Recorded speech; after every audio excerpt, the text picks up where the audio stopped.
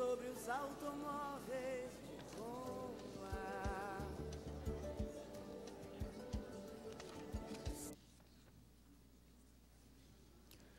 Dando continuidade ao ciclo de palestras destinadas a promover a reflexão em torno das principais mudanças trazidas pelo novo Código de Processo Civil, anunciamos a palestra dessa manhã, Súmula, Precedente e Jurisprudência, na experiência jurídica brasileira e no novo CPC, que será proferida pelo professor doutor da Universidade de São Paulo, José Rogério Cruz e Tucci.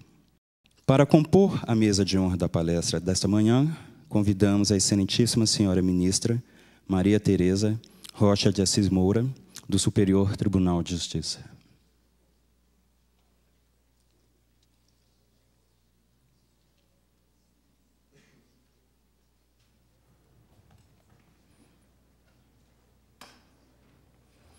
Convidamos também um ilustre professor doutor, José Rogério Cruz e Tucci.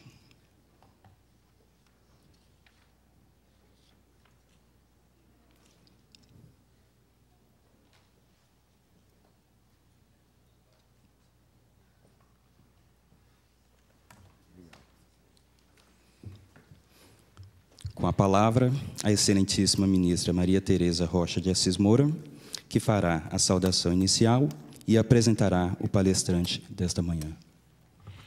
Bom dia a todos. Eu gostaria de agradecer a presença de todos, a presença do ministro Cueva aqui entre nós, desde todos os palestrantes, aqui está o ministro Cueva, que organizou este evento e que nos possibilita ouvir um pouco a respeito de temas muito importantes do novo Código de Processo Civil. E hoje nós temos aqui o prazer e a honra de apresentar o professor José Rogério Cruz e Tucci. Antes de dizer que o professor, o currículo do professor, eu devo dizer que, antes de tudo, ele é pai do meu grande orientador, perdão, ele é filho do meu grande orientador, o professor Rogério Lauria Tucci, que me orientou no mestrado, me orientou no doutorado e que foi, assim, um mentor dos meus passos na faculdade. Então, o professor José Rogério, que é meu contemporâneo também de faculdade, formou-se na Universidade de São Paulo em 1978, fez o mestrado ali em 1980, doutor em Direito pela Universidade de Roma, em 1982, e responde hoje de forma brilhante pela faculdade, sendo diretor lá da Faculdade de Direito do Largo de São Francisco, e vai proferir a sua palestra sobre súmula, precedente e jurisprudência na experiência jurídica brasileira e no novo Código de Processo Civil. Com a palavra o professor José Rogério. Muito obrigada. Imagina. Bom dia a todos. É uma honra muito grande. Em boa hora foi celebrado esse convênio entre o Departamento de Direito Processual da Faculdade de Direito da Universidade de São Paulo e o prestigioso Superior Tribunal de Justiça. Evidentemente que todos nós, professores do departamento, estamos radiantes, muito lisonjados dessa possibilidade que se descortina, então, de nós podermos, a cada quarta-feira, um de nós, ou dois, enfim, vem a esse plenário, e eu dizia ao ministro Cueva, que muito me honra a evidência com a sua presença, que é muito melhor estar nesse plenário do que no plenário do lado de lá, enfrentando os ministros nas sustentações orais, não é? Aqui não há friozinho na barriga. E quero agradecer as palavras generosas, gentis, que vêm mais de uma relação antiga de admiração recíproca da professora, da ministra Maria Tereza de Assis Moura, que era uma das prediletas de meu pai e com muito brilho, então, foi professora, foi aprovada em concurso na Faculdade de Direito da Universidade de São Paulo e preenche, então, os quadros dos docentes da Faculdade de Direito. Agradeço a presença do prezado ministro Moura Ribeiro, que também vem prestigiar. Bom dia, ministro. Para abordar esse tema, que é um tema, eu teria que ocupar todas as quartas-feiras, então, ser o único expositor, ou dividir com meus colegas, porque esse tema se tornou importante ao longo do tempo no Brasil. Não se falava não é que não se falava, claro que se utilizava a jurisprudência, e muito. Há uma obra clássica do professor saudoso Rubens Limonge França, exatamente com esse título. Ele se filiava aos jurisprudencialistas, como afirmava chegou a afirmar o professor Miguel Reale, ou seja, aqueles juristas que viam no precedente ou na jurisprudência fonte não secundária, mas fonte primária de direito. Essa é uma discussão que teve a sua importância. A realidade hoje é outra, é evidente, é inexorável que o operador do direito trabalha hoje com os precedentes judiciais, e a terminologia que vou utilizar quando me refiro a precedentes judiciais no sentido não muito técnico, ou seja, precedente lato sensu e não stricto sensu, como eu vou procurar explicar melhor. Eu gostaria, antes de examinar propriamente o tema que me foi sugerido, de falar um pouquinho sobre o Código de Processo Civil em vigor. É evidente que a indagação que se fazia até, vamos dizer, o ano passado, até a época da sanção do Código de Processo Civil, me refiro, portanto, ao início de 2015, se era necessário um novo Código de Processo Civil. Essa é uma indagação intuitiva, às vezes até necessária. Um estudante de direito, um profissional, não é, com aquela curiosidade insta à atividade jurisdicional, mas será que é o momento? Eu posso dizer que é muito mais fácil detectar-se se é o momento adequado para um novo Código de Direito Material. Vejam, por exemplo, o que aconteceu no direito de família nessas últimas 2 décadas no Brasil. Há exigir, então, legislação, há exigir uma parte importante do Código Civil já alterada nesses 10, 12 anos, 13 anos, enfim, de vigência, porque há uma dinâmica social e é evidente que o direito material que se antecipa à legislação do ponto de vista do direito processual, isso não ocorre, porque a justiça funciona, e é bom que se desfaça um mito, antes de qualquer coisa, de que o Código de 73 é o grande responsável pela intempestividade da tutela jurisdicional. Isso não é verdade. Não é verdade. Tanto não é verdade que, se eu voltar daqui 5 anos, tiver a aventura de voltar nesse plenário, eu vou fazer essa afirmação. O Código Novo não solucionou os problemas da demora na prestação jurisdicional. É claro que não é em tom de pessimismo que faço. Hoje a Justiça de São Paulo, notoriamente é aquela que eu exerço com mais frequência a minha atividade, é muito mais séria do que no passado, por várias injunções, enfim, que não vem ao caso a rolar, desde aquelas metas traçadas pelo CNJ, é muito mais rápido, a ponto de eu estar fazendo sustentação na 12ª Câmara de Direito Privado de São Paulo com um jovem advogado, nos preparamos, veio o jovem falando pelo apelante, portanto, antes de mim, que falaria pelo apelado, e ele inicia a sustentação dele. Esse é o retrato, é real. Isso foi em novembro do ano passado. Senhores desembargadores, ele começou bem. Queria dar bom dia a todos. Estou falando pelo apelante e ressaltando que a sentença de 1º grau foi muito cruel com o meu cliente. E esse tribunal está sendo perverso, porque essa apelação entrou há 62 dias no tribunal e já está em pauta para julgamento. Alguma coisa tem aí. Quer dizer, não tem cabimento. Não é um jovem advogado. E nós fomos depois tirar a beca. Aliás, eu ainda, incomodado com aquilo, afinal de contas, um advogado. E aí que é necessário, e eu tenho lutado na São Francisco, na Faculdade de Direito da Universidade de São Paulo, para inserir pelo menos um semestre de deontologia forense. E eu tive a satisfação de me espelhar no meu pai, que me ensinou princípios comezinhos de ética, de ligar para o advogado da parte contrária, falar, eu vou pedir sustentação, coisa simples, que não se faz mais hoje. Os advogados fazem sustentação sentados em São Paulo, os jovens advogados. Para fazer a sustentação sentado, já o cliente não tem razão. Para começar, se ele não tem a disposição de se levantar, não é? Em respeito ao caso e aos os respectivos ouvintes, isto é, os desembargadores, os ministros, já significa que o cliente não tem razão. E aí, então, encaminhando-nos para retirar as becas, eu falei para o jovem advogado, você é burro, como é que você... num tom de colega, eu sendo incisivo para chamar a atenção dele, não sendo grosseiro, é evidente. E aí ele disse, eu sabia que eu ia perder. Falei, mas amanhã você está aqui de novo. É esse que é o problema, não é?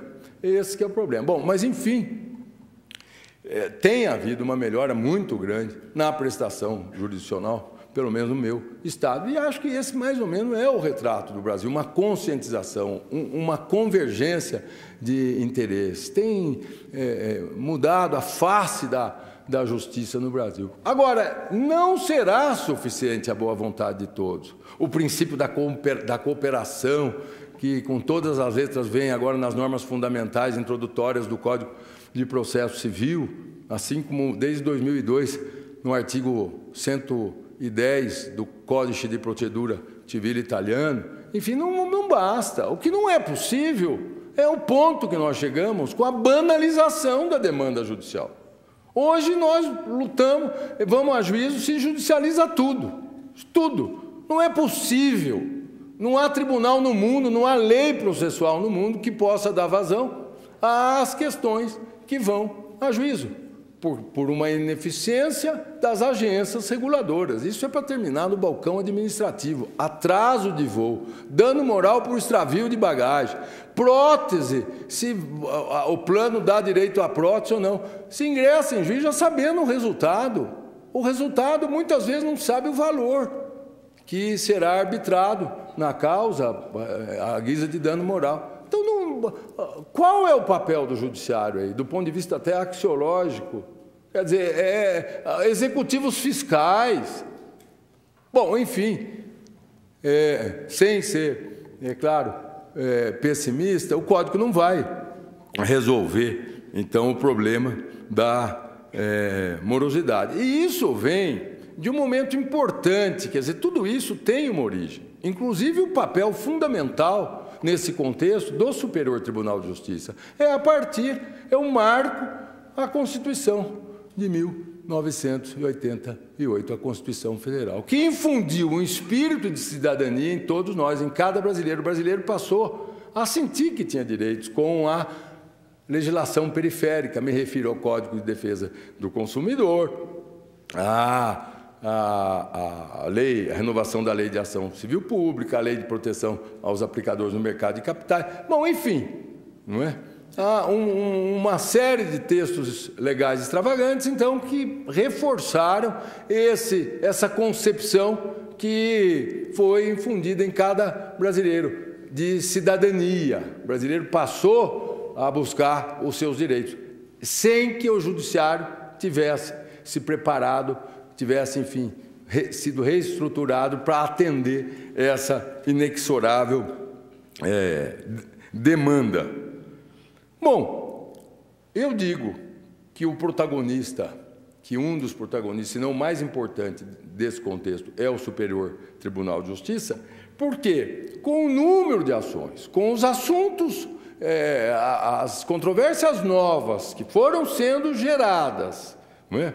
Tendo a mesma origem, a mesma gênese, qual seja o texto constitucional, propiciou que um tribunal, uma nova estrutura, passasse, não como Tribunal Federal de Recurso, antigo Tribunal Federal de Recurso, mas, é evidente, com uma outra temática, uma outra competência, Num país federado como o nosso, era importante e continua a cada dia sendo importante que um tribunal diga por último, nessa função cara de interpretar e decidir interpretação e aplicação do direito federal infraconstitucional como um norte para que se possa, então, aplicar o direito de uma forma isonômica, ou seja, dando a cada um o que é seu por meio de decisões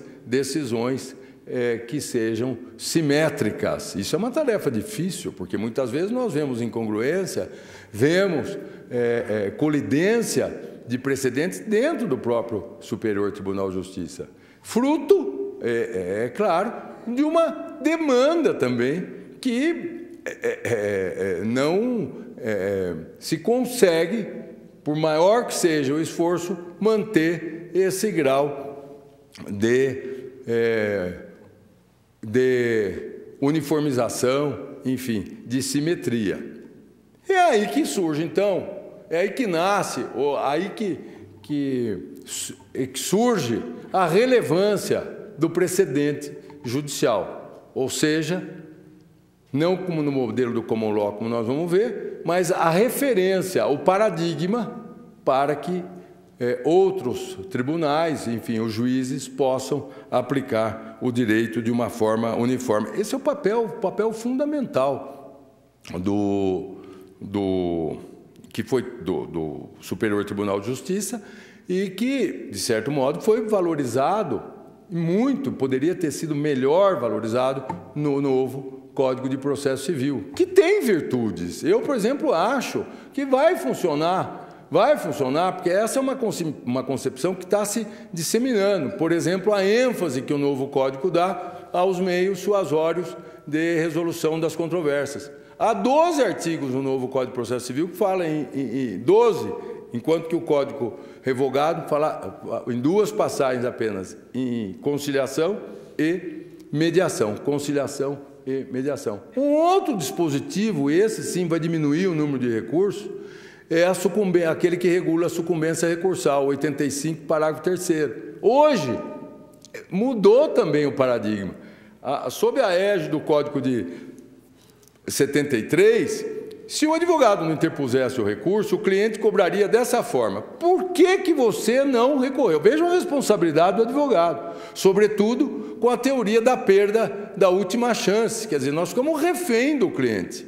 Ainda, quantas vezes eu não assinei, eu não tenho receio nenhum de dizer publicamente, quantas vezes eu não assinei um recurso, subscrevi um recurso, quando eu já sabia pela experiência que não tinha uma margem de sucesso razoável. Quantas vezes?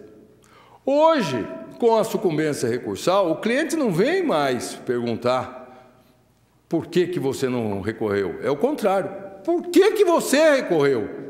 Então vai aumentar a comunicação, até mesmo, se possível, antes do início da fluência do prazo, o cliente se comunicar o advogado se comunicar com o cliente explicando as chances reais, quer dizer, esse diálogo importante, íntimo, entre o advogado e o cliente, e com isso, certamente, diante do diagnóstico que um profissional sério fará perante o cliente do caso concreto, diminuirá, a meu ver, o número de recursos.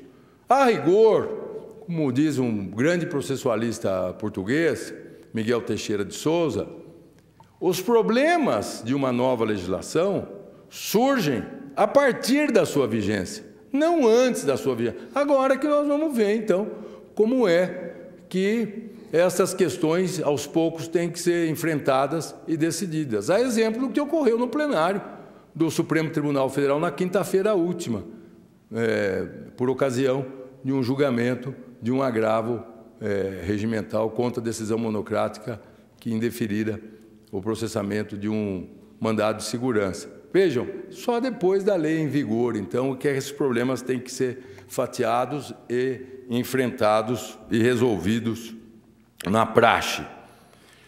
E digo que é muito importante, e não é novidade, o papel institucional dos órgãos de classe.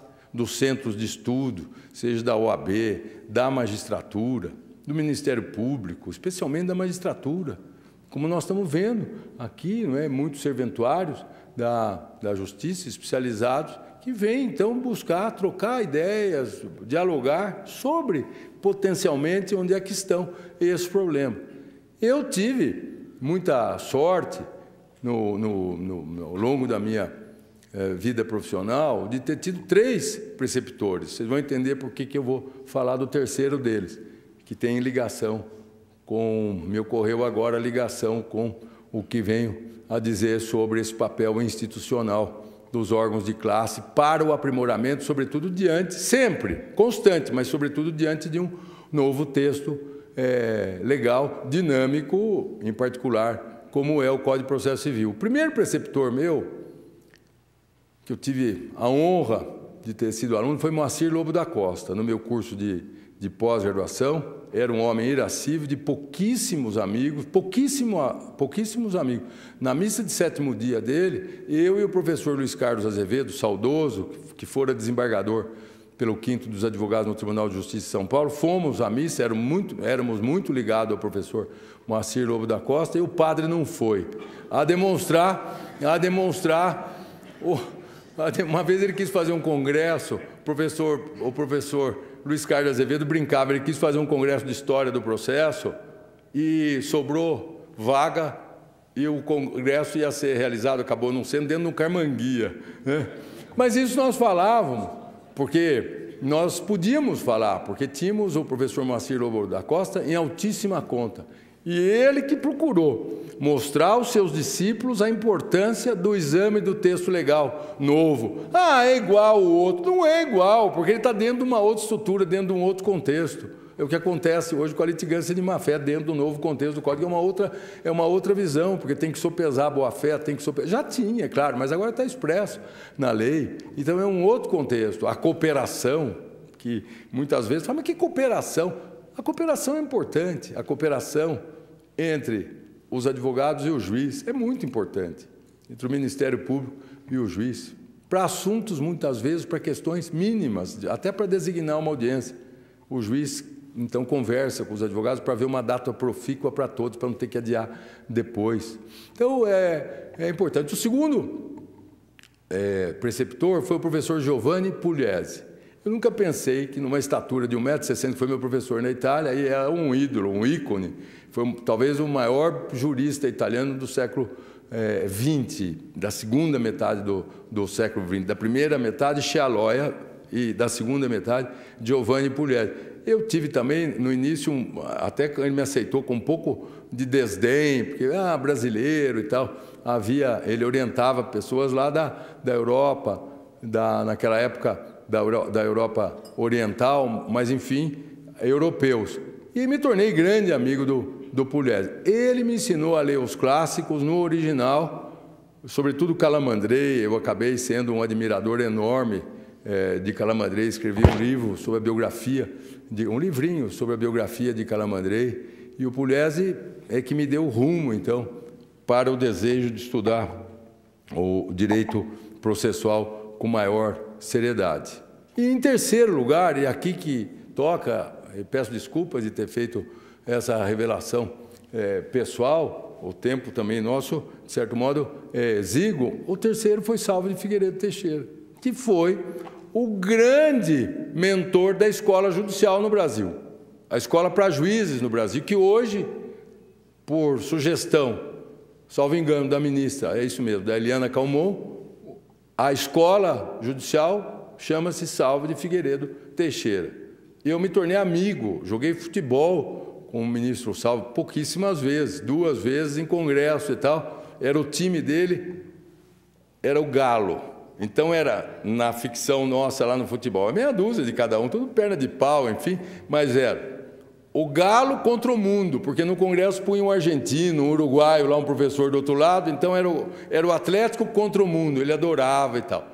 O intervalo do jogo durava mais tempo do que o primeiro tempo, porque nós ficávamos discutindo onde é que ia entrar, nunca me esqueço isso na Bahia, onde é que ia entrar o inciso 6º do artigo 273 numa daquelas daquelas mini-reformas.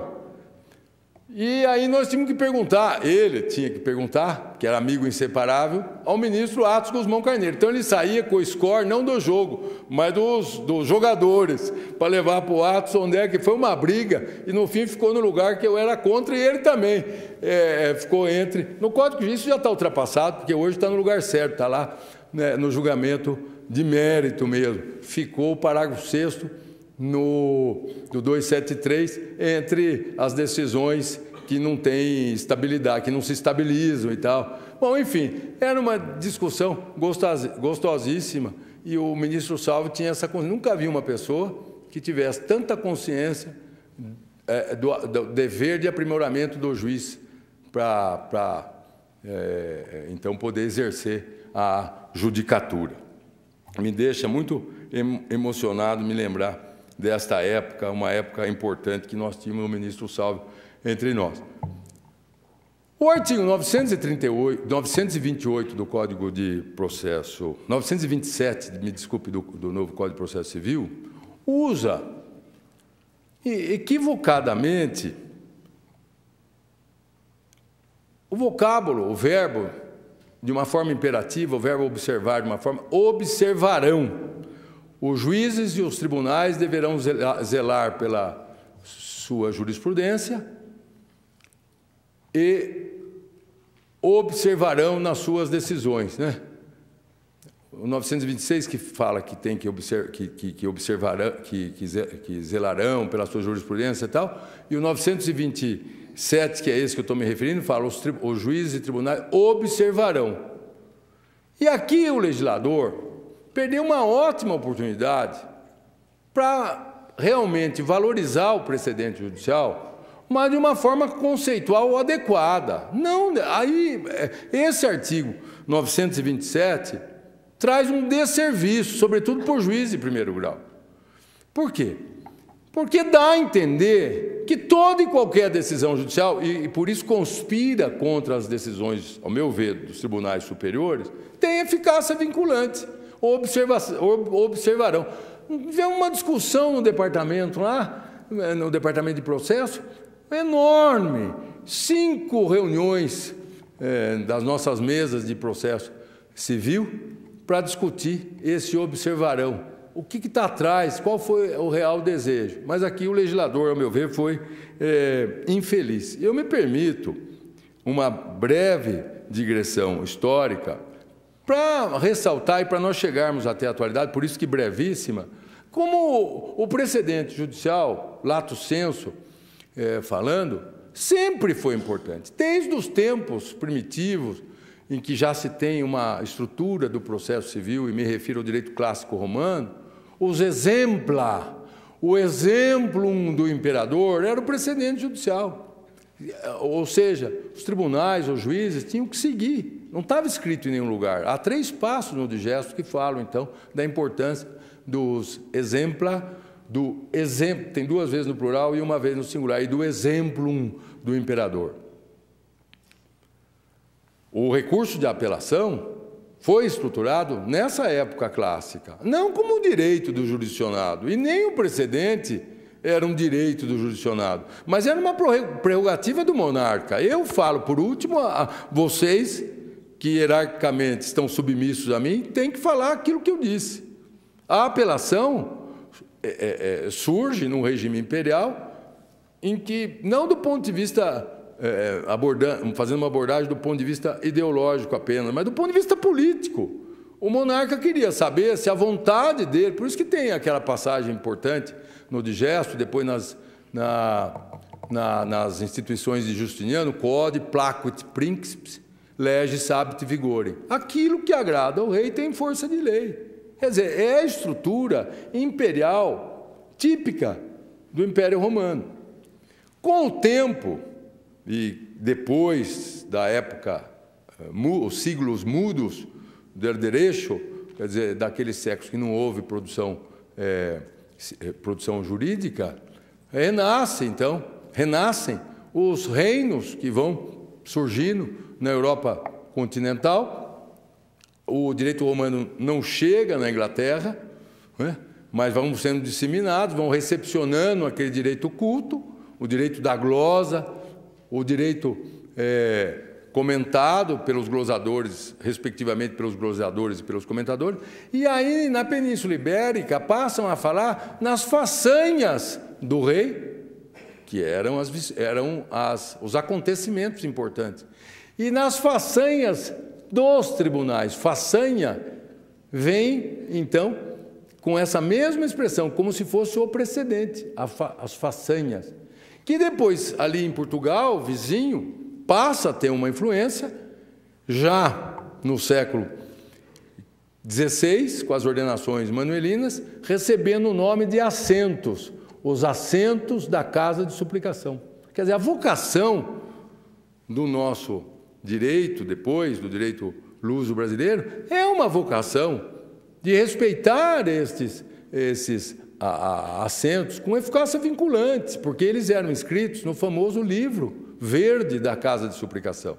E isso vigorou no Brasil colônia e depois no Brasil império. Até os assentos da Casa, o Tribunal da Relação do Rio de Janeiro produzia os assentos com força vinculante para os tribunais da relação no Brasil. E só essa evolução histórica que continua em Portugal, e o Brasil não ficou preso a esse condicionamento histórico, nós ficamos presos às preclusões e aos agravos, a quase todos os tipos de agravo. Eram 11 em Portugal nas ordenações, eram 9 embargos, nós ficamos com alguns, os embargos que também são de origem genuinamente lusitana. E aí, então, na Constituição Federal, na primeira Constituição republicana, vem criado o Supremo Tribunal de Justiça, que era o nome que se dava. E aí, por ingerência de Rui Barbosa, veja como é interessante que era um estudioso do direito americano, e aí a sua influência no recurso extraordinário e tal. No regulamento que fizeram da Justiça Federal, não essa Justiça Federal que foi criada depois, mas era o regulamento da organização da Justiça Federal naquela época. Tem um artigo, se eu não me esqueço, é o 132, que é inusitado e pouco conhecido aqui no Brasil, escrito assim: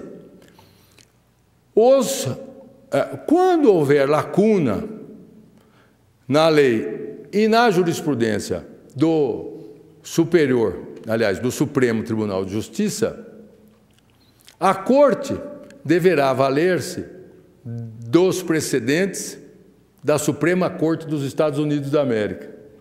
Vejam a influência, e não foi aplicado isso porque logo foi mudado, mas a influência de Rui Barbosa nessa confecção, nessa estrutura preambular.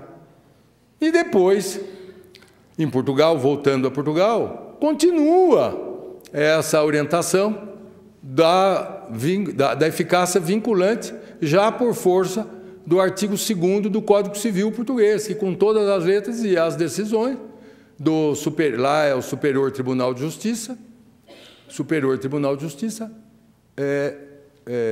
são vinculantes para os outros. Sabe até quando durou? Até 1992. De tanto Castanheira Neves, Antônio Castanheira Neves, bater a vida inteira. Ele tem um livro maravilhoso, raro, que é Os Assentos da Casa de Suplicação e a sua constitucionalidade. Ele bateu por causa da separação de poderes. Ele disse, não pode haver. Quer dizer, o artigo 2º é inconstitucional. A Constituição da República Portuguesa não prevê, a Constituição de Portugal não prevê este efeito vinculante. E só em 1900, eu não me lembro agora se é 92 ou 99, não, 92, que foi declarado parcialmente inconstitucional essa regra do artigo 2º do Código Civil português. Bom, no Brasil, apesar de muitos autores, como eu disse no início, mais da doutrina, argumentarem que o precedente judicial é fonte de direito, na verdade é fonte secundária do direito. Era fonte secundária do direito. Hoje, assim como na Espanha, o nosso modelo é misto. Ou seja, nós temos reconhecidamente na Constituição, depois, como os senhores sabem, da Emenda Constitucional 45 de 2006, precedentes judiciais, e eu estou usando ainda a palavra precedente de uma forma atécnica, como verão em seguida, precedentes judiciais com força vinculante e precedentes judiciais com força meramente persuasiva. Claro que a qualidade de uma decisão impõe a sua autoridade, é evidente, como os senhores sabem. Por isso que eu nunca acreditei muito naquela jurisprudência dominante, quantitativa ou qualitativamente dominante. Isso é importante nós sabermos. Hoje, salvo engano, o legislador abandonou a nomenclatura, a expressão jurisprudência dominante. A Emenda Constitucional 45 de 103, que introduziu o artigo 103A, como é sabido, então, estabelece apenas e tão somente para a súmula editada na forma da Lei 11.427 e para as decisões proferidas no controle direto de inconstitucionalidade, a eficácia vinculante. A partir da Emenda 45, é que ocorre um fenômeno, do ponto de vista, eu diria, dogmático, inusitado no Brasil. São mais de 50 monografias hoje sobre precedente judicial. E muitos, a grande maioria, aproximando o precedente, o sistema de precedente nosso, ao do common law. E o sistema do common law não tem nada a ver. Aquela argumentação de que o ministro Cueva, que é um estudioso do direito do common law, como muitas vezes se observa nos acordos cujo voto condutor é de Sua Excelência, sabe muito bem que essa aproximação é forçada, porque as matrizes ideológicas e axiológicas do direito do common law são completamente diferentes daquelas que predominam ou predominaram na construção do sistema de precedentes no Brasil. É evidente. Na Inglaterra, que é, como os senhores sabem, o país que acabou, então, pela primeira vez, forjando essa espécie de técnica para o julgamento, tem peculiaridades próprias. Até 1966, não era a House of Lords que revia os seus julgamentos. Só depois de 66, atendendo à doutrina de Arthur Goldhart, que era professor em Cambridge, no sentido, ele sempre batia na primeira metade do século XX, de que o juiz inglês não pode ser um escravo do passado e um déspota do futuro. Alguém tinha que rever essas decisões, não o parlamento só. E aí, então, por um ato do parlamento, a House of Lords passou a rever os seus julgamentos. O que é possível, sim, e aqui numa reflexão aprofundada, o que é possível nós nos valermos da técnica do precedente judicial para... Já está feito lá a dogmática, para saber o que é ratio decidendi, para extrair a tese jurídica e para formar o precedente nosso. O método de cotejo, o distinguish, que se quisermos usar a terminologia do common law, nesse particular, podemos usar sem problema nenhum, mas não é mais, nós não podemos avançar. Claro que mudou o raciocínio. Quando eu fiz faculdade e depois passei a advogar, eu recebia lá uma questão de direito de família, uma questão de direito obrigacional, ia correndo no livro de quem tinha sido meu professor 5 anos. Tive a honra de ter sido aluno do professor Washington de Barros Monteiro. Corria no livro dele. Hoje é o último lugar que eu vou. Eu vou no site do STJ, primeiro lugar. Vou lá para examinar se a matéria for naturalmente da competência. E muitas vezes fico diante da imediatidade da vida, fala, mas será que não tem essa matéria lá? Será que não foi decidida? Será que o ministro Moura Ribeiro não enfrentou essa matéria? Vou ver. Mas essa é a realidade. Eu falo com juízes, desembargadores contemporâneos que têm liberdade, ademais não é nenhum segredo isso nessa conversa. É assim, nós passamos da época do método dedutivo para o método indutivo. Mas isso por quê? O prestígio alcançado pelos tribunais. Quando nós encaixamos, eu tive uma questão recente, que é a de pressão intercorrente. Quando tinha um acordo da terceira Câmara, mudando a orientação do próprio STJ, que o Acórdão de São Paulo tinha se baseado na antiga orientação do STJ sobre prescrição intercorrente, relatado pelo ministro, ilustre ministro Paulo Sanseverino, de que não é necessário intimar o credor exequente para reconhecer a prescrição intercorrente.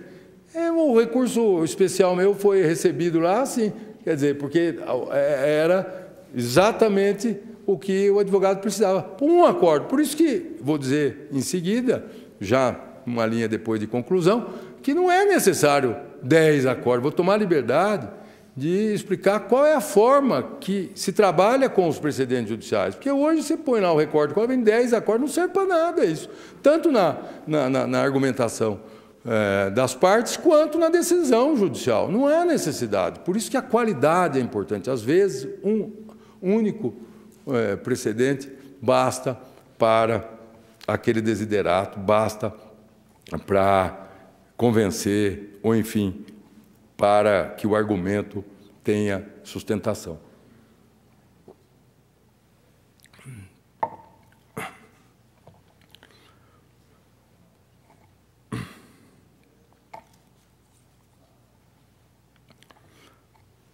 O novo Código de Processo Civil, como eu já disse, não teve qualquer preocupação, aliás, houve uma precipitação, porque estava muito pior na sugestão introduzida, na emenda aprovada na Câmara dos Deputados. De última hora, então, é que estava lá nos artigos 500 e pouco, e aí na última hora é que inseriram os 3 artigos 926, 927 e 928. O pior deles é o 927, pela razão já adiantada há pouco por mim. O Código de Processo não conceitua, está certo que a lei não é da melhor técnica legislativa de não conceituar. Mas num caso desse, em que pela primeira vez, então, vai se graduar as formas de manifestação da jurisprudência, do precedente e da súmula, era necessário um cuidado maior, porque o legislador utiliza no 927 como se sinônimos fossem súmula e no Código inteiro, valorizando, a intenção é de valorizar o precedente, súmula, jurisprudência e precedente judicial. A única coisa que os tange é que a gênese é única, é atividade de tribunal. Todas essas 3 formas de manifestação, não é 3 formas, a forma é única, mas o produto, a súmula, nas suas diversificadas classificações, ou seja, a súmula vinculante, a súmula persuasiva, o precedente judicial e a jurisprudência, tem funções diferentes, tem funções e graus de eficácia totalmente diferentes, Eu escrevi sobre esse assunto e vou tomar a liberdade de ler 3 trechinhos, procurando conceituar o que é jurisprudência, o que é precedente judicial em sentido estrito e o que é súmula. Em sistema jurídico, primeiro jurisprudência, em sistemas jurídicos de civil law, como o nosso, nos quais predomina a legislação escrita, o termo jurisprudência, que é polissêmico, encerra geralmente uma noção dinâmica, indicando uma pluralidade de decisões relativas a vários casos concretos, atinente a determinado assunto, mas não necessariamente sobre uma idêntica questão jurídica. Esse modo de lidar com a jurisprudência, cujo conhecimento hoje em dia é, via de regra, fornecido pela consulta rápida nos sítios eletrônicos dos próprios tribunais, revela, em algumas hipóteses, apenas a tendência do posicionamento pretoriano sobre a interpretação de certo texto legal. E aí eu continuo, mas basta esse ponto de referência para que os senhores tenham presente o que eu entendo por jurisprudência. Precedente judicial stricto sensu. Saliente-se, por outro lado, que os órgãos judicantes, no exercício regular de pacificar os cidadãos, descortinam-se como celeiro inesgotável de atos decisórios. Assim, o núcleo de cada um destes pronunciamentos potencia, em princípio, um precedente judicial. Mas não na hora que é proferido. O alcance eficacial deste somente pode ser inferido aos poucos, depois de decisões posteriores. O precedente, então, nasce como uma regra de um caso concreto. E, em seguida, isso que é importante, terá ou não o destino de tornar-se o leading case de uma série de casos análogos. Bem é de ver que, pressupondo, sob o aspecto temporal, uma decisão já proferida, todo precedente judicial é composto de duas partes distintas: as circunstâncias de fato que embasam a controvérsia e a tese ou o princípio jurídico assentado na motivação, que é a ratio decidendi, do provimento decisório que aspira certo grau de universalidade. O precedente, sob essa perspectiva, sempre corresponde a um pronunciamento judicial emergente de um caso concreto. Não é possível conceber um julgado como precedente se a interpretação da norma por ele aplicada não estiver diretamente conectada à questão concreta que foi objeto da decisão. Quando se alude a precedente, refere-se geralmente a um ato decisório relativo a uma situação particular, enquanto, como acima visto, a citação da jurisprudência encerra uma pluralidade de decisões concernentes a vários e diversos casos concretos, ainda que sobre um tema comum, mas abordado sob diversificados enfoques. Já a súmula, então, eu escrevi o seguinte: ao enfrentar questões polêmicas ou teses jurídicas divergentes, os tribunais também produzem máximas ou súmulas que se consubstanciam na enunciação, em algumas linhas ou numa frase, de uma regra jurídica de conteúdo preceptivo. Trata-se de verdadeira redução substancial do precedente. A aplicação da súmula não se funda sobre a analogia dos fatos, mas sobre a subsunção do caso sucessivo a uma regra geral de natureza pretoriana. É quase um dispositivo legal.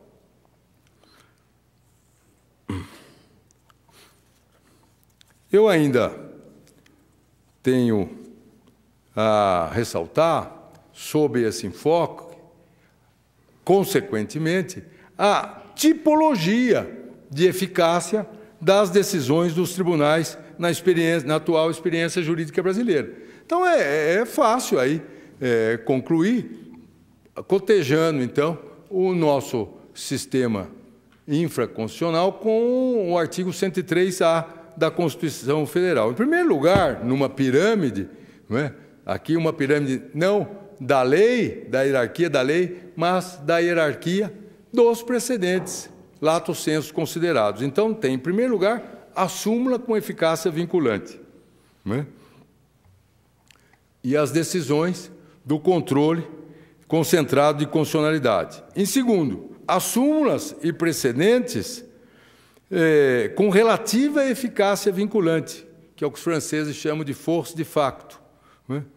E que, por exemplo, as súmulas impeditivas de recurso, eu devo também ressaltar, à luz do novo Código, a despeito de inúmeras referências constantes do novo Código, os acórdãos proferidos pelo Supremo Tribunal Federal e pelo Superior Tribunal de Justiça, nos incidentes de resolução de demandas repetitivas, de recursos repetitivos ou de assunção de competência, não desfrutam, como acima já observado pela classificação que eu fiz, de eficácia vinculante. E aí me causar surpresa, e tem causado aos intérpretes do novo Código de Processo Civil, o artigo 988, já mudado por aquela lei de fevereiro, 988, inciso 4º, ao preceituar que caberá a reclamação da parte interessada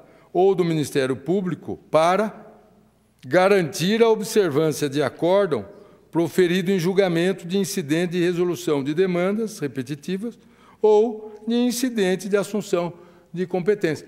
Beira a inconstitucionalidade um dispositivo desse já porque não há na Constituição o fundamento que respalde o legislador infraconstitucional a inserir esse grau de eficácia a esse tipo de julgado. Depois, as súmulas e precedentes com relativa eficácia vinculantes, são as que eu referi agora, as súmulas do Superior Tribunal de Justiça, por exemplo, e, num terceiro plano, os precedentes e a jurisprudência com eficácia meramente persuasiva. São os precedentes horizontais, ou seja, aqueles precedentes de tribunais que são, evidentemente, importantes, dos tribunais postados no mesmo grau hierárquico. E aí eu acho oportuno uma palavra da experiência sobre a melhor técnica de citação. Peço licença porque vou falar, de certo modo, obviedade. É lógico que na argumentação jurídica, para tentar persuadir e convencer, aquele que está elaborando, então, uma petição, uma peça, o profissional do direito, deve procurar se há, nesse processo de hermenêutica, a súmula vinculante. Claro, porque é meio caminho andado, dispensa o regimento, por exemplo, do Superior Tribunal de Justiça, fala se há nem que seja não vinculante persuasiva, mas tendo súmula, não precisa citar mais nada. Sendo vinculante, então, evidentemente que tem essa eficácia prevista na própria Constituição Federal, inclusive extensiva à administração pública, como sabe. Depois, não tendo súmula vinculante, a súmula despida dessa eficácia forte, não é? Se também foi encontrado uma súmula do Superior Tribunal de Justiça que se adeque ao caso concreto, muito bem. Depois, já no terceiro plano, aquelas decisões. Então, sempre numa escala cronológica da mais recente para a mais antiga, é óbvio, que se nós tivermos um acordo do próprio ano, do Superior Tribunal de Justiça, do ano passado e tal, é muito mais útil. E não mostra aquela preguiça que muitas vezes eu vejo no meu escritório, aquela preguiça mental de pegar uma petição de 2010, 2012 e ter acordo de 2008, nada contra, porque se não tiver evidente, nada. Há acórdãos de hoje que citam também, acórdãos antigos que são atualíssimos, é evidente. Mas é muito melhor, por cada obsolescência, citar. Isso mostra que o advogado está evoluindo, está estudando, está pesquisando. Nada mais desagradável, como dizia Rui Barbosa no Dever do Advogado, não é? Que o empenho do advogado é tudo. Nada mais desagradável mostrar essa preguiça ao julgador. Erro de português, então, nem se fale. Tem que ter cuidado, esmero, tem que gostar da profissão. Isso é muito importante, gostar. Quer dizer, a mesma coisa um acordo que eu peguei uma vez. Aí tem as coisas da advocacia e tem as coisas da magistratura, que com o tempo nós vamos amealhando, guardando e tal. Doutor Francisco, acho que esse argumento está muito fraco, não dá para dar uma melhorada? Saiu no Diário Oficial do Tribunal de Justiça de Minas Gerais. Então, é claro que nós temos que aprimorar o trabalho nosso, temos que gostar da profissão. Não basta só o tirocínio, não é? Acaba sendo muito importante essa atualização da jurisprudência, a preocupação com as novas vertentes da doutrina. É isso que faz da vida nossa, de quem gosta de advogar, quem gosta da atividade do magistério, da academia, quer dizer, de estar superando, de estar aprimorando. Daí a importância, por isso que eu falei, eu vou gastar uma palavrinha para dizer o que eu penso sobre isso, por isso, obviedade, como é que nós devemos citar. E, em último caso, citar acórdãos de eficácia horizontal e, de preferência, do tribunal sob o qual encontra-se o magistrado, hierarquicamente subjugado, subordinado, o magistrado de primeiro grau. Claro, se ele é do tribunal, se ele é um juiz do interior de Santa Catarina, ou da capital de Santa Catarina, juiz de primeiro grau, procurado na jurisprudência do Tribunal de Santa Catarina, mas não necessariamente, quer dizer, de preferência. E ainda, já concluindo, há um dispositivo geral, o artigo 10 do Código de Processo Civil, isso vai causar algum problema combinado com o artigo 489, parágrafo 1º, que não basta a citação de precedentes. É claro, nós não estamos falando aqui de súmula vinculante, mas não pode ser jogado o precedente, sobretudo o computador. Hoje, esses meios eletrônicos são ótimos para nós, então, para encurtar o nosso trabalho, para facilitar, enfim, a comunicação e a elaboração dos acordos, a elaboração das petições, não tem dúvida nenhuma. Mas tem que haver um contexto entre os parágrafos, ou seja, não basta citar um acórdão ou alguns acórdãos para fundamentar uma tese. É necessário algo mais, é necessário que o magistrado e o advogado, quer dizer, os operadores do direito em geral, façam, aqui nós estamos falando da fundamentação, do dever de fundamentação, não basta só que o ato decisório contenha a jurisprudência, contenha um precedente ou uma súmula. É necessário que haja algo mais, ou seja, uma contextualização com o caso concreto. Quando for convergente, não me preocupa muito. Mas quando, e isso tem ocorrido, for divergente, ou seja, a decisão vai por um caminho, que é o que os italianos chamam de terça via, que não foi discutido. Saca-se lá um acordo, trazendo uma nova orientação, divergindo da orientação consolidada ou pacífica, e aí sim, nesse caso, sobretudo nesse caso, e a lei me parece que é o 489, parágrafo 1º, é nesse caso, ou seja, como diz Gino Gorla, num dos últimos artigos que escreveu, o tribunal pode divergir, claro, aliás, isso ocorre mesmo, o overrule, a obsolescência traz, claro, uma superação daquilo que é passado. Isso ocorre, é necessário que ocorra ao longo do tempo, não com constância, mas ao longo do tempo. Agora, o ônus da justificação cabe ao tribunal. Quem diverge deve dizer por que está divergindo. Não basta divergir, ponto final, porque essa decisão será considerada nula. Então, é muito importante esse detalhe para que nós entendamos bem essa combinação do artigo 10, que é o contraditório levado à última consequência, e aqui me faz lembrar do Calamandrei. Quando veio o Código Fascista de Dino Grande, o Código Italiano de 42, havia uma grita, porque os poderes do juiz tinham sido ampliados. E o nosso novo Código também foi criticado, porque há uma ampliação de poderes do juiz, isso nunca me preocupou. Eu procurei ler com afinco e entender a lição de Piero Calamandrei, que foi o último relator do Código de 42. O Código Italiano de 42. E foi criticado pela Ordem dos Advogados, porque como o Calamandrei, o grande libertário, a Constituição que abandonou a carreira dele de processualista civil como reitor da Universidade de Firenze, para ser constituinte em Roma, parou de escrever as suas instituições que restaram inacabadas, e passou a ser professor de Direito Constitucional, e os alunos falavam em Firenze, olha a Constituição que anda. Os advogados não se conformavam, como que ele abonava um código que os poderes do juiz tinham sido ampliados. E aí ele defendia que é melhor ficar com aquilo que poderia ser muito pior. Então ele usou uma expressão que eu não me lembro, mas é melhor esse do que se fosse pior. Vamos defender esse código.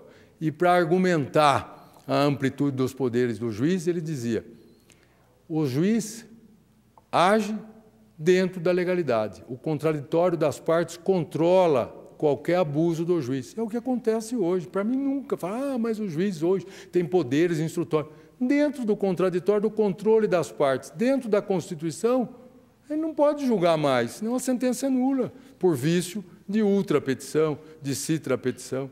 Então, não me preocupa. Eu acho que o juiz tem que ser proativo na sociedade que nós vivemos. Se longe estão os tempos daquele duelo, que o juiz era um mero espectador do duelo judicial. Ele é um componente, não o juiz que vai forçar uma conciliação, que vai forçar, enfim, utilizando o seu poder de uma forma abusiva, mas daquele juiz mesmo, aquele que tem consciência e que tem os propósitos que lhe são outorgados quando ele presta o juramento para judicar em prol do cidadão, sobretudo do cidadão comum.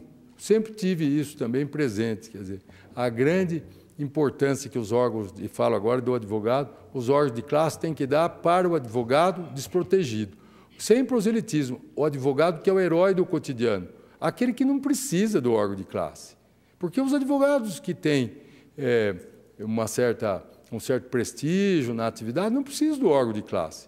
O herói do cotidiano, aquele que é primordial, é aquele protagonista anônimo primordial no dia a dia da sociedade brasileira. Eu tinha mais a dizer, um tema importantíssimo, que ainda, se Deus quiser, eu voltarei aqui, que é o problema insolúvel da eficácia retroativa do precedente judicial. E agora, em boa hora, o legislador, só vou dizer isso, introduziu o parágrafo 3º do artigo 927, e isso está bem colocado, merece os nossos encômios, que é a modulação, aí para evitar a surpresa. A surpresa é perversa. Ninguém consegue explicar a surpresa para o homem comum, não é?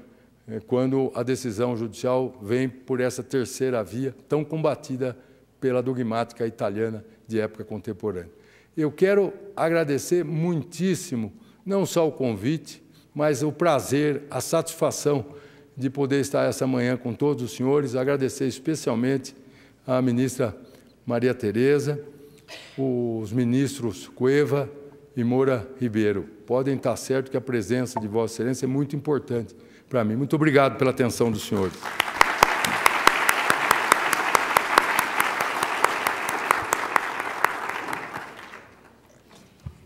Agradecemos ao professor José Rogério pela sua brilhante explanação.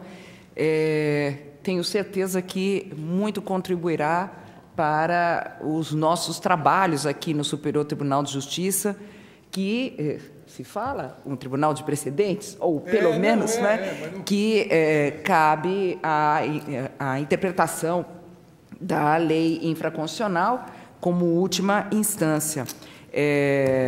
Suas palavras, algumas delas, muito nos fará refletir a respeito dos recursos repetitivos que temos aqui, as súmulas, e nós abriremos, acredito eu, a palavra para a plateia, para as perguntas, mas gostaria de eu mesma fazer uma indagação, porque fiquei aqui com uma dúvida.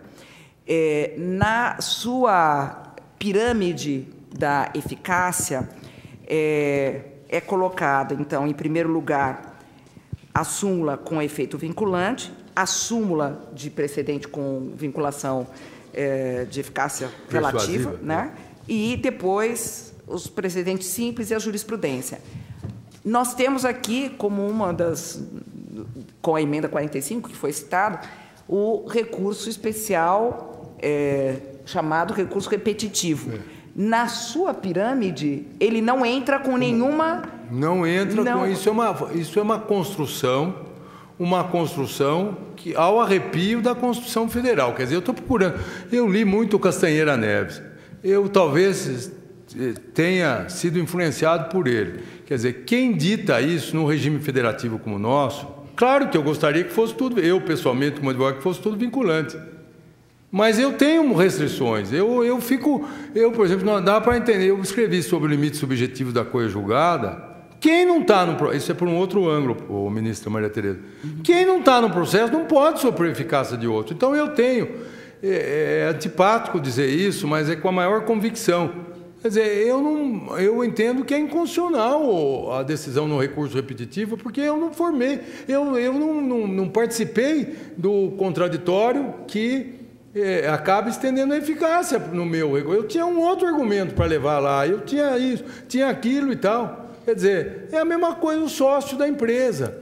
Ele espera, o grande Egas Muniz de Aragão, que numa palestra dizia, o sócio, é evidente que ele quer desfazer de um ato, de uma assembleia societária, ele não faz nada, ele fica quietinho. Ele espera, é como aquele no parque, ele falava isso, no parque de diversões, aquele patinho que...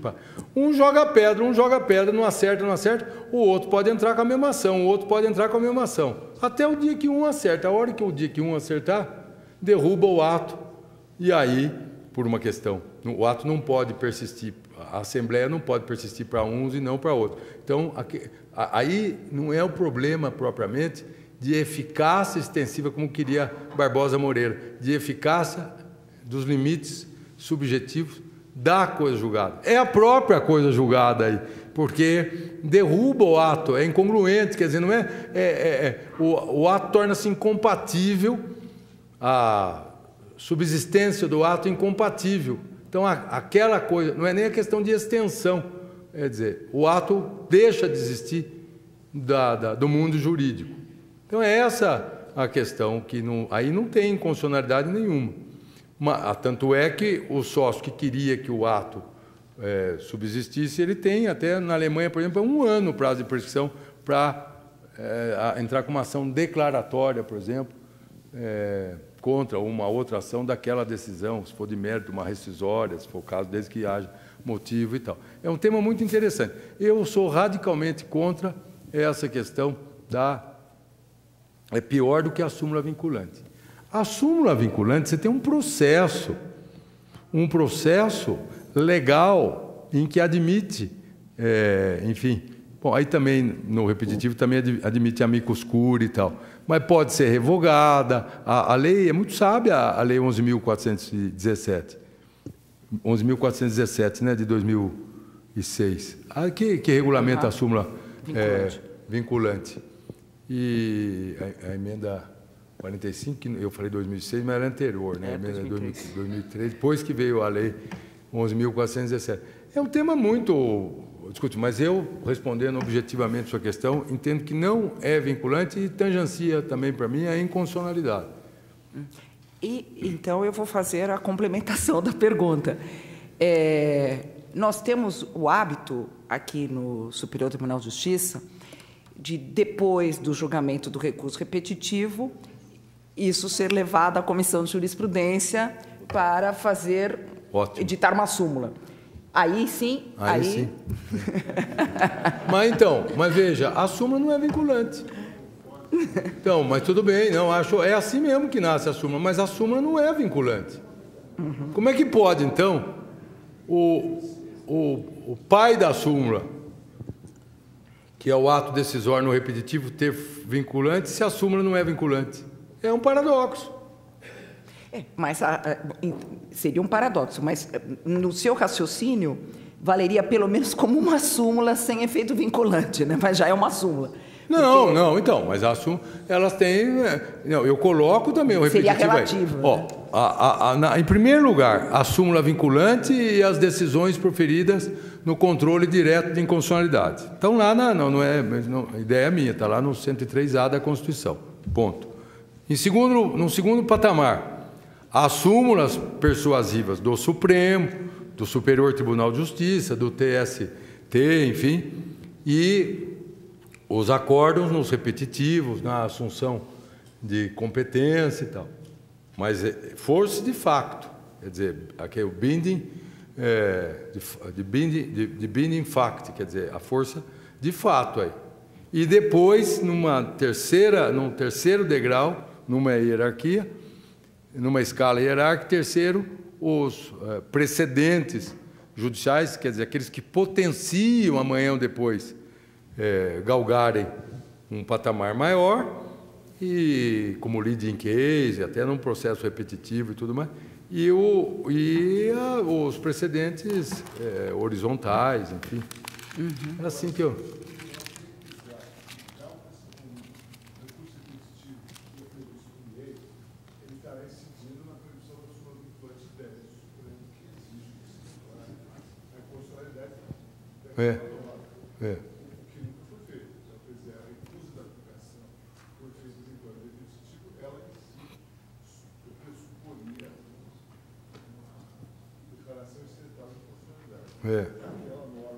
Exato. Agora, é um tema especial esse, né? Muito interessante, porque nós fomos criando isso sem muita... E no código, então, ao meu ver, há uma conspiração aí, porque o juiz... Não, eles leem lá no 900, mas sem querer, quer dizer, não é... No da Câmara estava muito pior, porque mandava aplicar ainda 11.417 aos precedentes judiciais. E até o processo de reforma, como tem da súmula hoje, até hoje eu acho que não houve, na súmula no Supremo, a lei, para o precedente judicial, ia submeter, imagina, para qualquer precedente judicial, estava muito ruim. Até comentei na época com o deputado lá, o Paulo Teixeira, e daí deram uma arrumada, ficou melhor. Mas assim mesmo, esse observarão, conversei com meu colega, meu amigo particular, meu irmão, o que esteve aqui, o professor Bedak, e aí ele me disse, não, mas não é um observarão, assim. Não tem isso na lei. A lei tem que ser, quer dizer, clara, precisa, objetiva. Um juiz de primeiro grau, que não, vamos dizer, não tenha conseguido trocar ideia com seus colegas, ler ainda, porque vocês podem pegar os livros de precedente hoje assim, não é uma forma generalizada, mas todos vão para o common law, fala do common law, do common law, do common law, do common law, não adianta querer levar isso para o common law. É certo que o método nosso hoje é indutivo, mas nós temos uma lei no meio do caminho, né? Então lá não tem, então é certo que tem uma eficácia muito maior, não precisa estar escrito em nenhum lugar. Aqui não, aqui nós temos uma lei.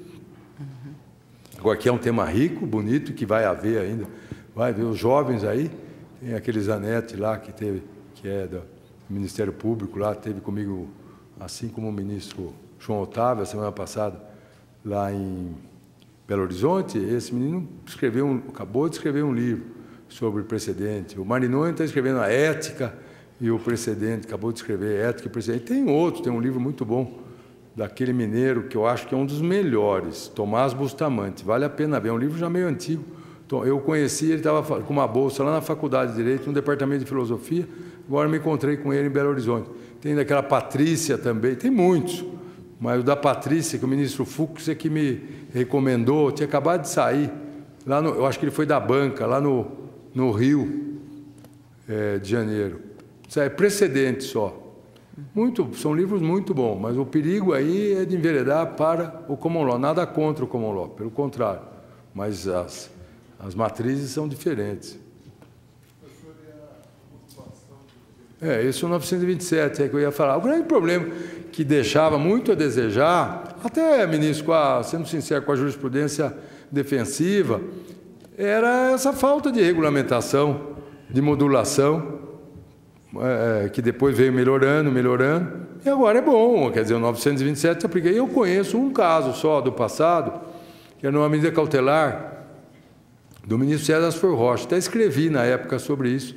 Depois houve a mesma decisão em mais duas cautelares, que era, nessa época ainda era o ministro ainda Eduardo Ribeiro. Eu lembro dele ter ido em São Paulo, eu ter conversado com ele, falou, mas essa solução da quarta turma foi muito boa e tal. Foi uma modulação que veio da experiência. Era qual meio judicial de destrancar recurso especial que ficara que ficara retido. Então, um advogado entrava com agravo, o outro entrava com cautelar, o outro entrava com petição avulsa. E um dia, não lembro se era da Corte Especial, o que é, o ministro Astor Rocha falou, é petição, ou a turma inteira estava a tendência, não, é uma petição simples, não precisamos, porque agravo aí não cabe. Aí o ministro Astor Rocha, está no texto da discussão isso. Falou, bom, e o acervo aí, como é que nós fazemos? Isso era um mês de maio, vamos supor. Aí chegaram à conclusão, não sei se por unanimidade ou por maioria, mas foi a primeira vez que eu li isso. Bom, todas que entrarem até 31 de dezembro desse ano, a forma que for, nós aceitamos.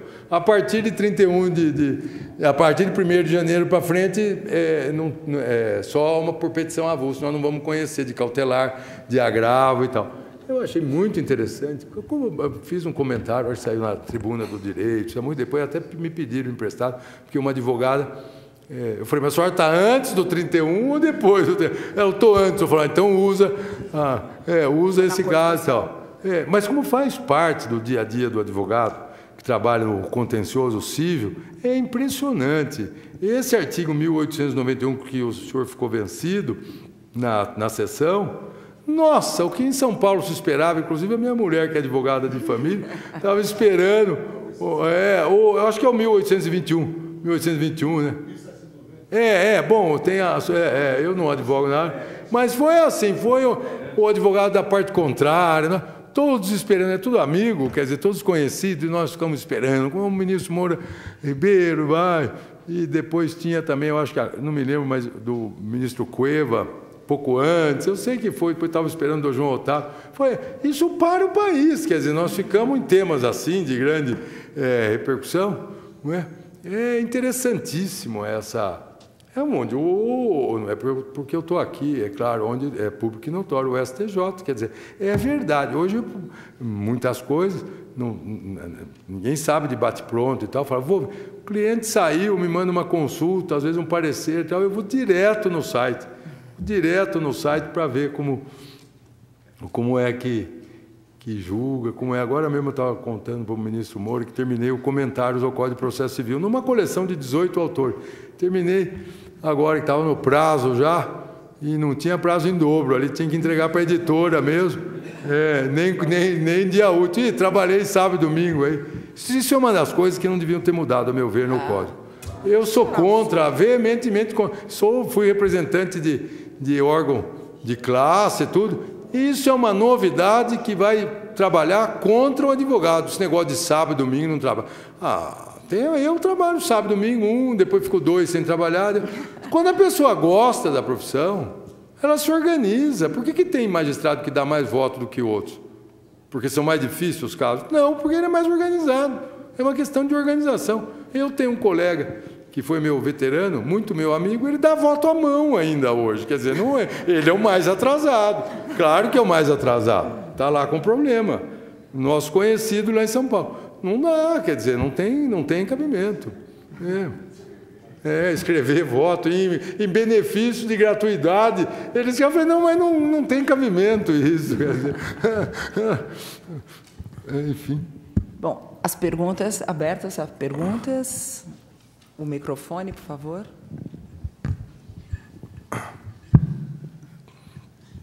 Olá, professor. Na verdade, só gostaria de um esclarecimento e 2 questionamentos. O primeiro esclarecimento São 2 embargos, então. Isso. Quando o senhor falou sobre o precedente, a questão do qualitativo e do quantitativo. Então, não, isso era a minha insurgência quanto à expressão jurisprudência dominante, né? Sim. Isso muito dominante para quem? Um colega de departamento, o professor Carmona, ele fala, dominante é a jurisprudência que está a favor do meu cliente, né? Sim, mas não quanto a jurisprudência dominante, mas sobre o conceito de precedente. Você falou, não sei se eu peguei bem, mas que tem um núcleo e que depois os efeitos vão ser confirmados por decisões futuras. Toda decisão pode ser aqui, em outros lugares no mundo, quer dizer, toda decisão, ela potencia ser um precedente, mas ela pode não ser seguida. Mas o senhor poderia... Tem um desembargador que eu conheço também, Agora ele está aposentado, já ele não cumpria acórdão do STJ, do Supremo. Essa ninguém vai seguir. Então, o caso dele, no fim passou um lá em São Paulo, a Câmara acabou acompanhando. Mas esse nunca está fadado a ser um precedente, que não vai ter essa oportunidade de novo, entende como é? E muitos outros, por causa da temática e tal, não tem projeção. Né? É único aquele, então não... Mas então só defende-se que um precedente só não poderia... Então, não. É que tendo um... Veja, o precedente, ele é só precedente depois que você tem um caso que vai reportá-lo objetivamente. Quer dizer, senão ele não é precedente. Precedente, quer dizer, um julgado anterior. Por isso que tem aquela frase cunhada lá na Idade Média, non quieta movere. A frase que se usa, eu acho que eu tenho aí, mas não, que o precedente não vamos mexer, em última análise, é um brocardo anônimo da Idade Média, não vamos mexer naquilo que está sedimentado. Por isso que, na Inglaterra, então, eles foram seguindo até 1966. Non quieta movere. Non movere, né? Bom, não é isso. Quer dizer, agora... Se ele não tiver se uma decisão hoje não tiver um referencial do passado, numa outra que pode ter sido de ontem, pode ter sido do ano passado e tal, não é precedente. Quer dizer, o precedente se pressupõe um segundo caso. Eu estou com um caso lá no escritório que eu nunca pensei, nem manual tem, que é a ação de... Porque o que nós vemos é o pai querendo revogar a doação por ingratidão do filho. A minha é o contrário. Se bem que a tese aí é o filho ajuizou a ação, o meu cliente, que eu pensei bem para ajuizar, pensei do ponto de vista ético. É o filho revogando uma doação para o pai, por ingratidão. Você vê como a vida é? Eu nunca pensei que fosse ter uma situação dessa, de revogação do... É ingrata essa ação. Não é imoral, porque, de fato, a ingratidão do pai foi muito grande, o que me convenceu a pegar o serviço. Mas... Não há precedente. Então, bom, eu não vou precisar aí, tecnicamente, do precedente, porque não é isso que está se discutindo. Mas dificilmente eu vou encontrar um caso que aborde essa questão. Vamos supor que eu precisasse do precedente. E hoje o precedente é mais fundamental do que no passado. Hoje, por causa do prestígio dos tribunais, especialmente do Superior Tribunal de Justiça em matéria infraconstitucional. Porque se pega um acordo aqui, na área que eu trabalho, da segunda sessão, está resolvida a questão. Se for recente, se for... Não é?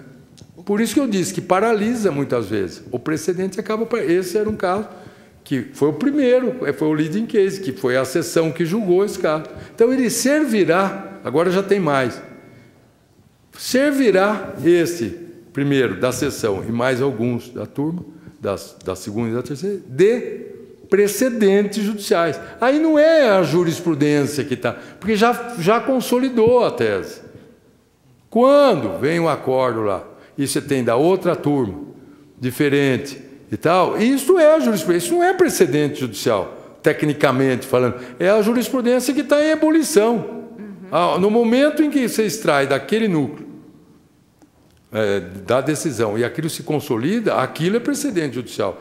Estático, a jurisprudência é dinâmica, o precedente é estático, e a súmula é o texto legal, o abstrato.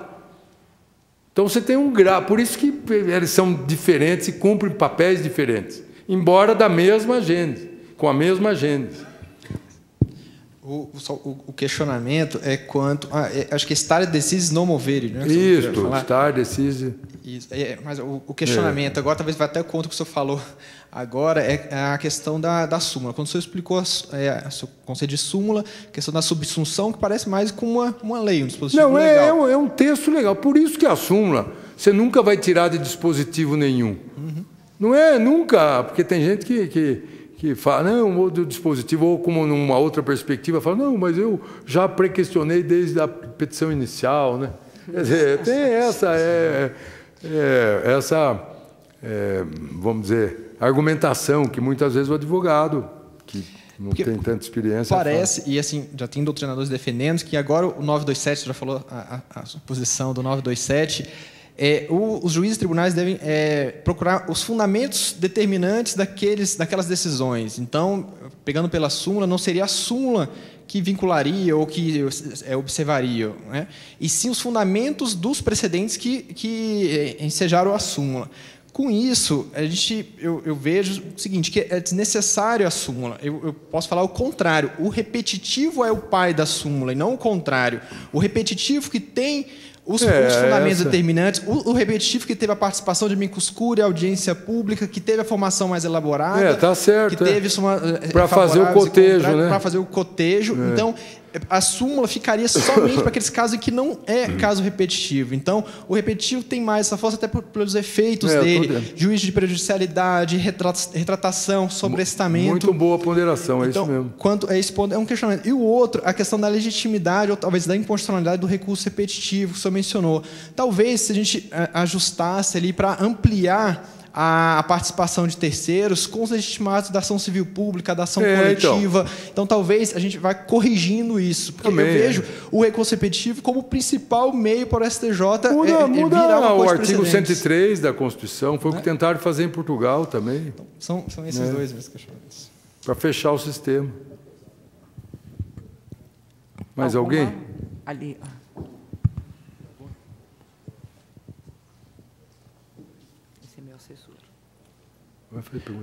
Bom dia, professor. A minha dúvida é sobre o artigo 10, ao qual o senhor se referiu. Eu volto amanhã.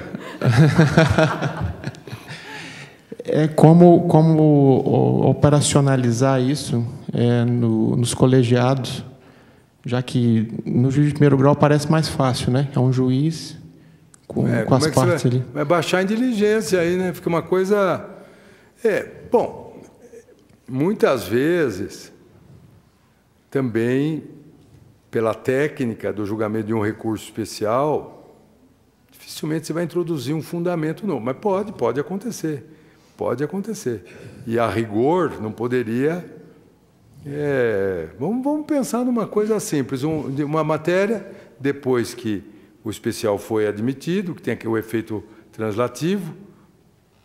Eu mesmo tive um caso assim aqui no Superior Tribunal, houve um fato superveniente.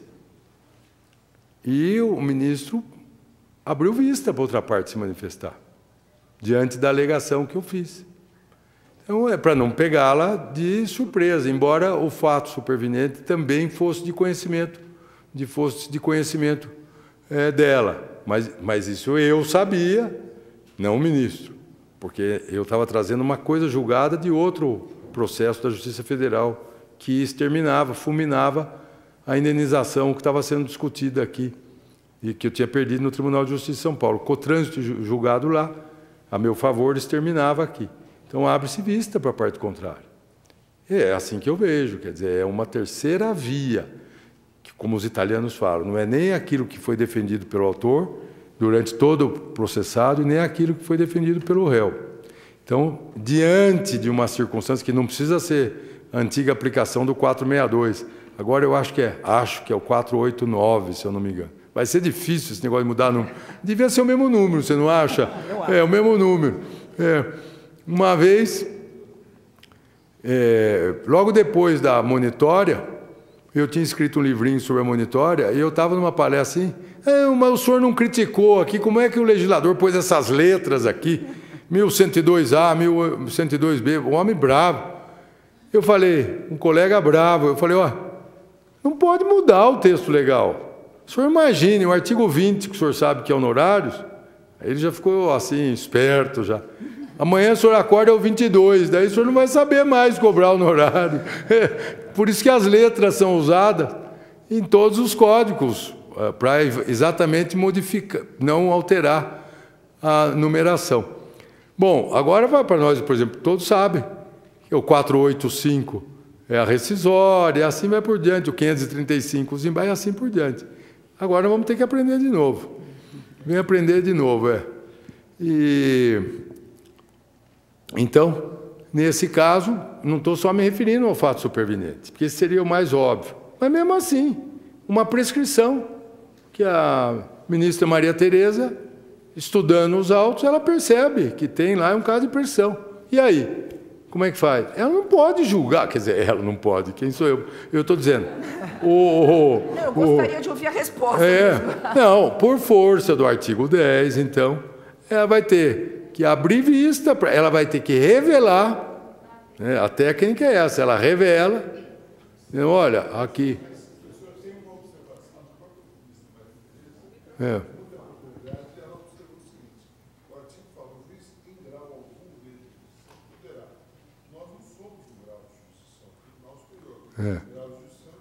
Bom, aí fica mais fácil, então. Eu faço... Não, eu não meditei sobre isso. Eu sou contra, em princípio. Eu ponho aí também em grau. Não, eu acho que aí tem... Não pode porque é um sistema aí, né? Quer dizer, é um sistema franco. É isso que o legislador... É um sistema franco. Pode ter interrompido a prescrição. Eu tenho um argumento que ninguém debateu isso. Ela julga. Agora, a ministra que está aqui na Berlinda, ela reconhece de ofício a prescrição, sem falar nada para as partes. Magistrado, pô. Mas eu tinha um argumento que suspendeu a prescrição. Eu tinha. E eu tenho que ser convocado para falar sobre. Ou não. Mas eu tenho que dar a oportunidade de me manifestar. E eu estou falando da prescrição aqui, mas a gente pode pensar de uma outra coisa. Um pagamento lá que tenha...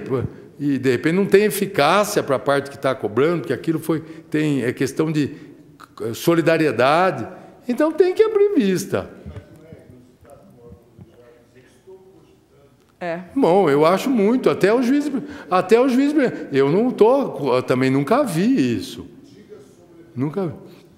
Mas são as novidades. Se não tiverem as novidades, os processualistas ficam completamente sem ter o que fazer.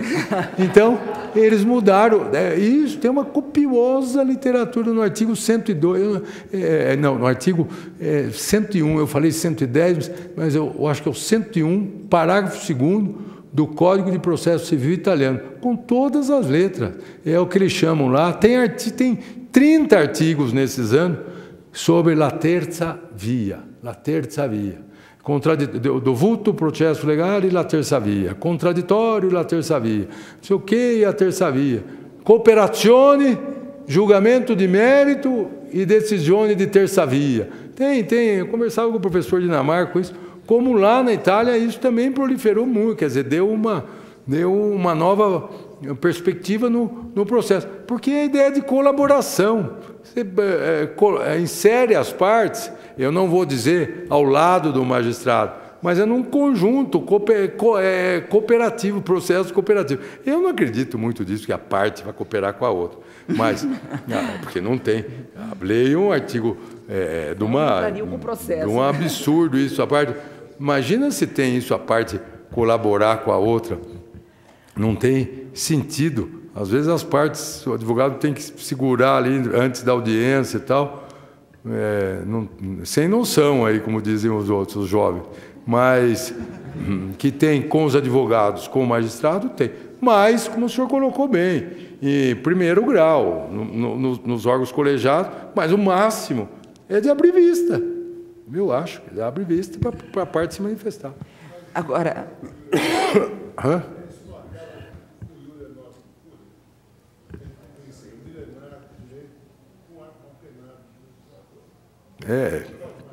Estão discutindo isso até na arbitragem, isso. Eu até escrevi a liberdade do juiz e a qualificação jurídica dos fatos. Escrevi um artiguinho sobre isso. Mas aí tem uma distinção, ministro. Quando é qualificação, eu vou tomar a liberdade de mandar para o senhor, não a guisa de... Mas quando é qualificação jurídica, foi até publicado numa revista de 20 anos de arbitragem, eu vou ver se arrumo, porque daí eu mando o exemplar inteiro. Eu peço, mas enfim, a professora Judite Martim Costa é que sugeriu, falou, bom, você é de processo, escreve para esse livro em homenagem aos 20 anos da lei de arbitragem e tal. E aí eu escrevi, a liberdade do árbitro, mas onde está árbitro, lê-se também, do juiz, e a qualificação jurídica dos fatos, que é a reprodução do artigo 14, do Código de Processo Civil francês. Nós copiamos aí no artigo 10 o Código de Processo Civil francês. A qualificação jurídica não tem nada, não se traz nada de novo. Então nós estamos discutindo simulação e debatemos o processo inteiro que é a simulação naquele contexto de fato. E o senhor julga com base na coação. Isso não precisa abrir vista, porque aí é o iure novit curiae, ou seja, não é a terceira via, é só uma qualificação que o magistrado, porque senão, aí também o magistrado ficava refém do debate das partes, quer dizer, a qualificação, tem uma sutileza aí, não é um fundamento novo. O iure novit curiae, não preciso dizer, e trago os fatos foram trazidos, e eu aplico o direito, independentemente do fundamento legal, e posso requalificar a demanda nesse contexto de fato. O que eu não posso é, para este contexto de fato, aplicar um outro fundamento jurídico, que não é a mesma coisa do que a requalificação. Porque a requalificação é a semântica. O ministro Salve até tem um acordo que eu citei num livro sobre a causa de pedir, é o rótulo. Esse não atinge nenhuma das partes. Elas estão discutindo sobre uma figura, uma categoria jurídica, eu até uso essa expressão, uma categoria, porque eu peguei em algum livro francês, uma categoria jurídica. E a alteração dentro daqueles fatos não tem. Mas é que essa categoria tem prescrição. É. A parte, a autora diz A, até diz B, o juiz diz C, esse C tem outros efeitos. Isso é sutil, né? Não, é um tema delicado, eu acho que é um dos mais importantes do Código. Agora, não querendo esticar mais, mas esse é um tema muito interessante, porque se nós aplicarmos, nós temos discutido isso na sessão criminal, se nós aplicarmos o artigo 10 no crime, na esfera criminal, claro. Prescrição, eu vejo uma prescrição ali de pronto. Se eu tiver que prescrição, vai dar a extinção da punibilidade. Claro. Se eu tiver que ouvir a parte contrária, se essa prescrição aconteceu, muitas vezes vai influenciar na esfera da liberdade do réu. Entendi. Não pode demora 40 dias até ver e tal. 40 dias, Eu tenho que o adiantado da hora. É melhor dizer que nós temos que encerrar por causa do adiantado da hora, sabe? Quando é assim, né, as coisas começam a tomar um rumo. Volta amanhã. É muito você vê como tem, né, no direito essas vertentes, essas perspectivas, o olhar de uma forma, do outro, tem repercussões que são muito relevantes, né? E o conjunto das pessoas é que acaba. É por isso que as mesas de processo lá, que restauramos, têm sido no nosso departamento, têm sido importantes, profícuas. Professor José Rogério, nós agradecemos muitíssimo a sua disposição em estar aqui hoje. Veja que tocou em temas muito importantes para o Superior Tribunal de Justiça, essa questão de súmula, de precedentes, e servirá, tenho eu, assim, certeza, para as nossas reflexões a respeito destas mudanças que estão propostas no Código e como a matéria deverá ser enfrentada. Agradeço de coração. Obrigado. E sei que o ministro Cueva assim também pensa, o ministro Moura Ribeiro, pela sua disposição em estar hoje aqui conosco, e terá certamente oportunidade de voltar amanhã e em outros dias para continuarmos a discussão. O ministro Moura Ribeiro, eu acho que não viu, eu prefiro esse prédio aqui do que o outro. Viu? Nós é que agradecemos pela sua participação brilhante no dia de hoje. Muito obrigado. Imagina.